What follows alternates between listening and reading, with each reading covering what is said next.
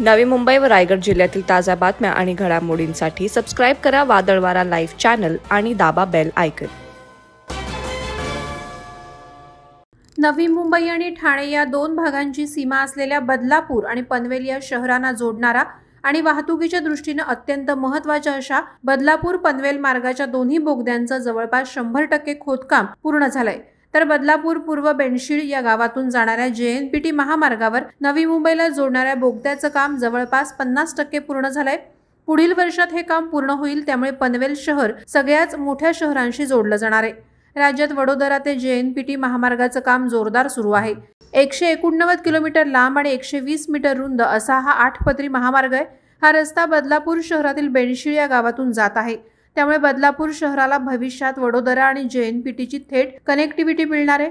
जुलै 2025 पर्यंत या संपूर्ण रस्त्याचं काम पूर्ण होईल, त्यानंतर रस्ता वाहतुकीसाठी खुला करण्याचं सरकारचं उद्दिष्ट आहे। या बोगद्यामुळे बदलापूरहून नवी मुंबईतील विमानतळाचं अंतर आता 30 मिनिटात पार करता येणार आहे। या बोगद्यामुळे पनवेल पासून अंबरनाथ, बदलापूर, कल्याण, भिवंडी आदी शहरांचा प्रवास अवघ्या 40 मिनिटांवर येणार आहे। या प्रकल्पात प्रत्येक बोगद्यात वाहतुकीसाठी 4 मार्गिका असणार आहेत। बदलापूर जवळ बेनशीळ येथून मुंबई बडोदा मार्ग बोगद्यातून पनवेलचा प्रवास सहज शक्य होणार आहे। या बोगद्यामुळे पनवेल 20 मिनिटं तर पुढे अटल सेतूद्वारे 40 मिनिटात मुंबई गाठता येणार आहे। अंबरनाथ, बदलापूर, उल्हासनगर, कल्याण येथील नागरिकांचा प्रवासाचा 1 तास वाचणार आहे। या प्रकल्पातील सर्व तांत्रिक अडचणी दूर झाल्या असून दोन्ही बोगद्यांची कामं वेगानं सुरू असल्याची माहिती भारतीय राष्ट्रीय राजमार्ग प्रकल्प संचालक सुहास चिटणीस यांनी दिली आहे। वादळवारा लाईव्हसाठी न्यूज ब्युरो, पनवेल।